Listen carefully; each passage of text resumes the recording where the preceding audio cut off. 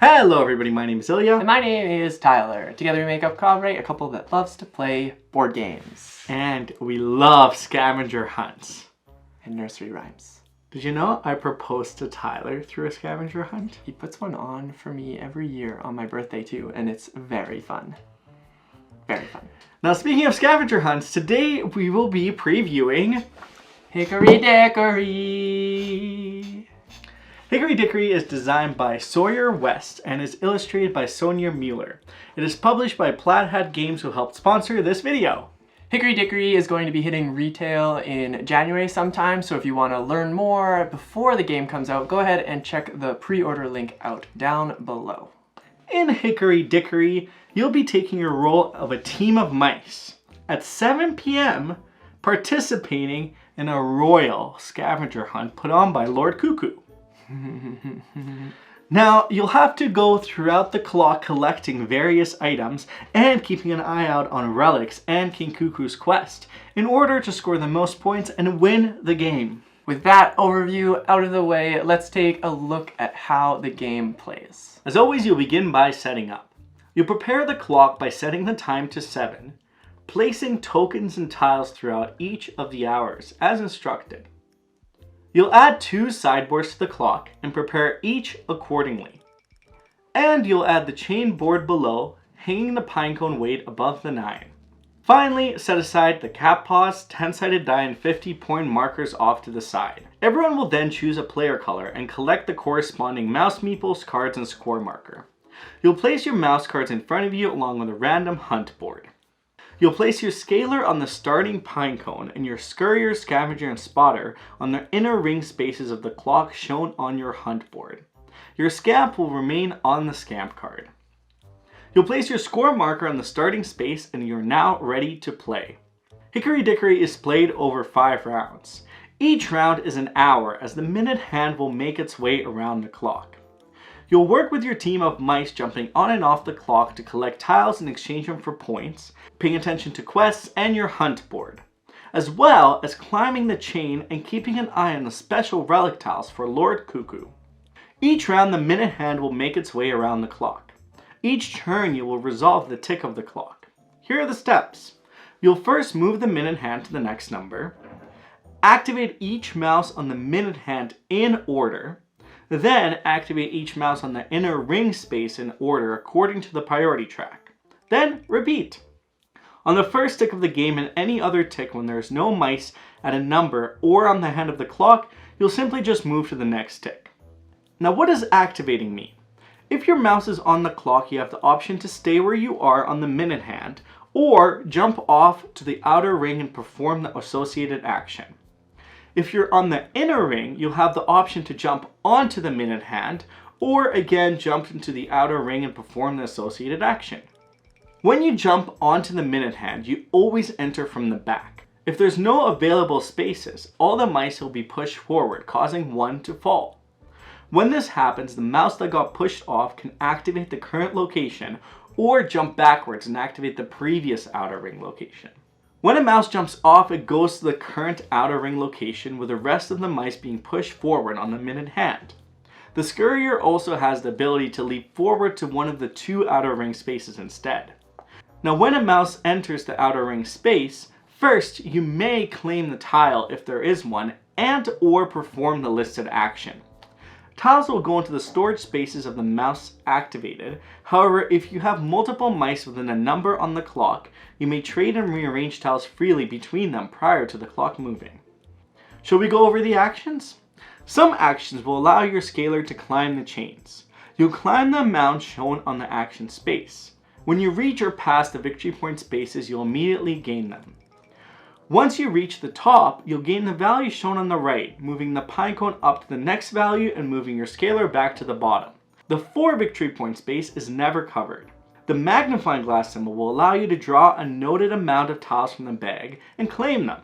If you're doing this with your spotter mouse though, you'll be able to draw 1 extra and choose which to keep, returning 1 you didn't choose to the bag. The spider web represents Itsy Bitsy's market. You will exchange 1 or 2 tiles to visit the market and either gain a wild tile from the web or choose 2 from the discount bin.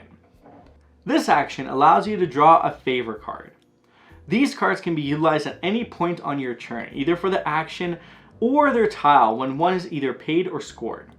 Some of these favor cards will have a throw symbol. This will allow you to choose one of your mice and trade tiles with the mouse at the active number. Now let's not forget about the Scamp. When taking this action, you may place your Scamp mouse on the outer ring on any number of the clock and resolve it, even if your Scamp has already performed an action that round. After you do this for the first time, you'll have an additional mouse for the rest of your game. Now let's learn the scoring tiles. When you take a deliver action, you will score points for all item tiles and favor card tiles you choose to deliver as follows. 1 point for each item, plus 1 point for each item in the largest symbol group, plus 1 point for each item in the largest color group. There's a handy web-based app you can use to calculate your points in each delivery, as it can get a little tricky sometimes. On top of this, if your delivery matches one of the quests on the board, you're able to complete it and gain additional points. You may only complete 1 quest per delivery. After you complete the scoring, you'll check your hunt board for any matching tiles. You'll place all the tiles that match on the board and return any excess back into the bag. Now finally, the 12 action. If you collected a relic tile, you may give it to Lord Cuckoo in exchange for 5 points and a favor card. You may additionally or instead leave 1 to 3 spaces and take the corresponding action following. Once the 12th space has been resolved, it is the end of the round. You'll refresh first by rolling the cat die twice. Each number rolled will be covered with a cat paw. If there are any mice on these spaces, they'll be pushed 1 space clockwise. The paw spaces will be skipped over this round and may not be utilized. The hour hand will move once, and all mice will move back into the inner ring. You'll refill the quest cards, tiles on the outer ring spaces and discount bin, and shift priority to the next player. You're now ready to begin the next round. You'll keep playing until the clock strikes midnight. At this point, the game ends. At the end of the game, you'll score additional points as follows. You'll score 5 points for each row and for each column filled on your hunt board. Then you'll gather up all the remaining item tiles and all your mouse cards and favor cards into one pool and score points for them as you're performing the first part of the delivery action. You will not be able to complete quests or place items on your hunt board this way. You'll compare your points and the player with the most wins. Will you be the most successful in the scavenger hunt? Well, now that we know how to play the game, let's take a look at the major highlights for this game. Now, our first highlight is the theme. The theme in this game is simply grand. Ha! I like that because it's like being played on a grandfather clock. You are right though, the theme is pretty grand in this game. I mean, it's mice. Literally the name is Hickory Dickory, so if you're familiar with that nursery rhyme, yeah. The Itsy Bitsy spider's there with its web providing some aid in the scavenger hunt. But it's really neat how you jump on and off the clock, trying to make use of the actions and really just travel throughout each of the hours because, you know, this game takes 5 whole hours. 5 whole hours. Not literally. It actually suggested player time or game time is 60 to 120 minutes. Oh. Yeah, it plays fairly quickly in my opinion, depending on how many players you have as you jump on and off. But it feels like every decision that you have and every choice that you make is very thematic.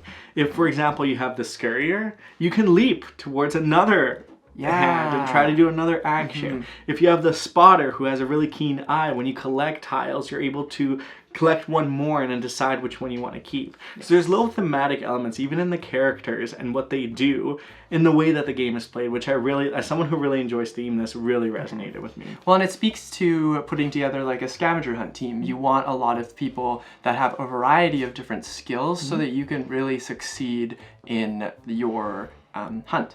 Yeah. So I think you go look for tiles, and then you'll send one friend to just go climb some chains and climb the chain, climb the chain. Oh, poor Scaler. We love the Scaler over here, though. I think though that leads kind of directly into our next highlight that we want to talk about, which is the mechanics for this game.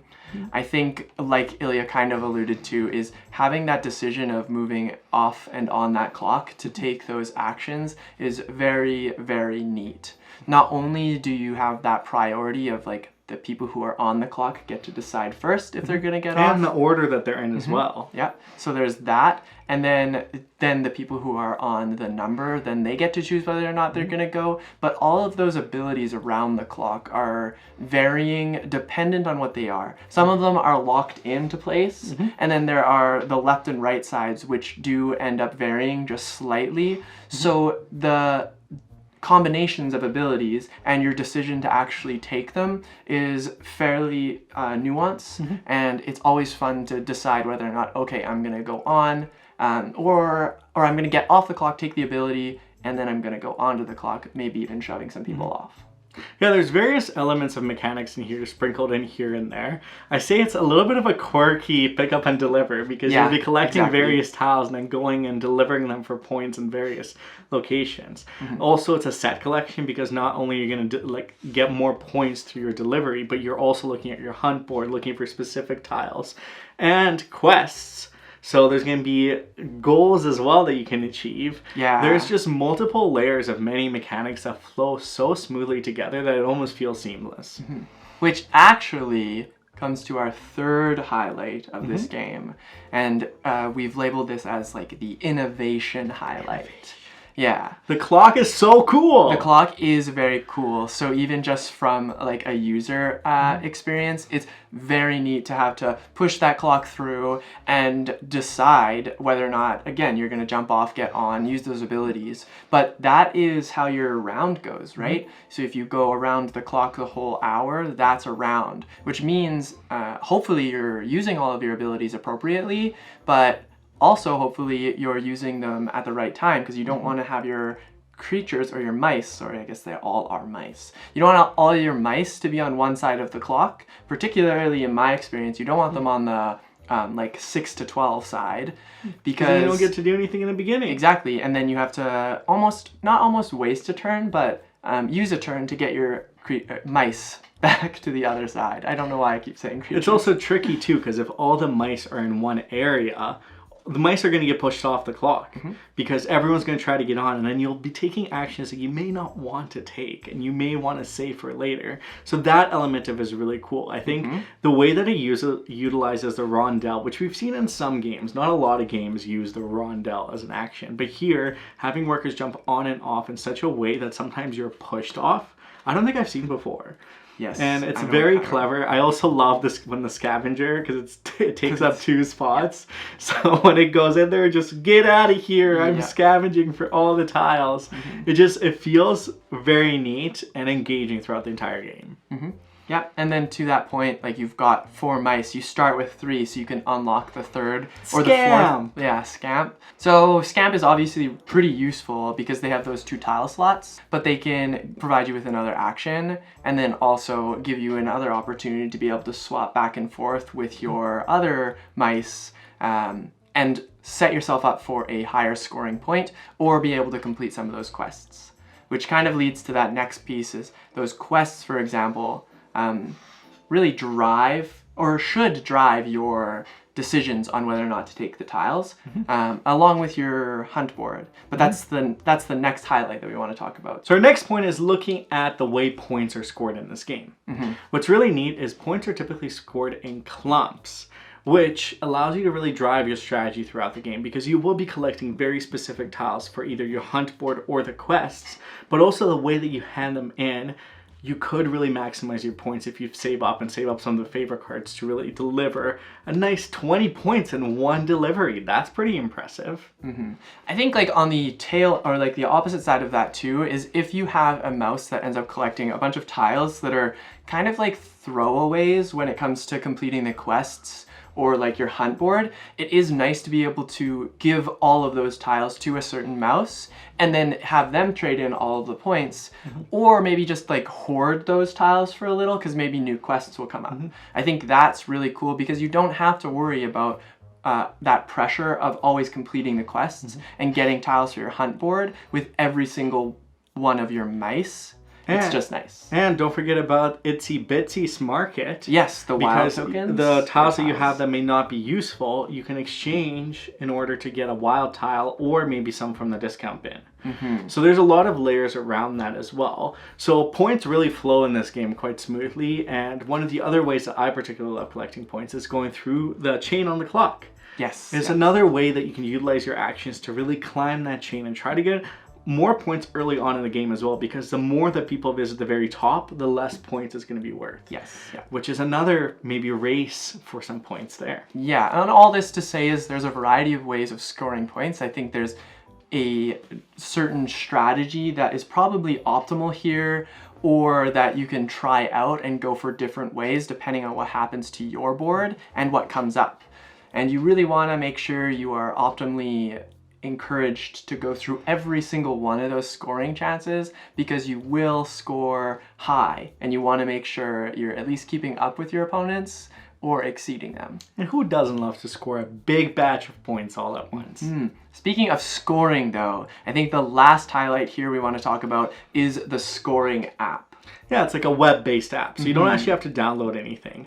Initially, when I saw the QR code, I'm like, oh, like adding up points, like let's see how this works. But I actually found myself using it every single game, because all you have to do is just quickly click the tiles that you're scoring and it'll tell you your score. Sure, you can count it, but we're prone to make mistakes. It's easy to make the mistakes, especially the way that scoring works in this game. So having something external that counts this really quickly for you is super handy in my opinion. Yeah, if you're somebody that isn't like too prone to do the whole, or you don't like math, just straight up, if you don't like math, you've got this nice little app that does it for you.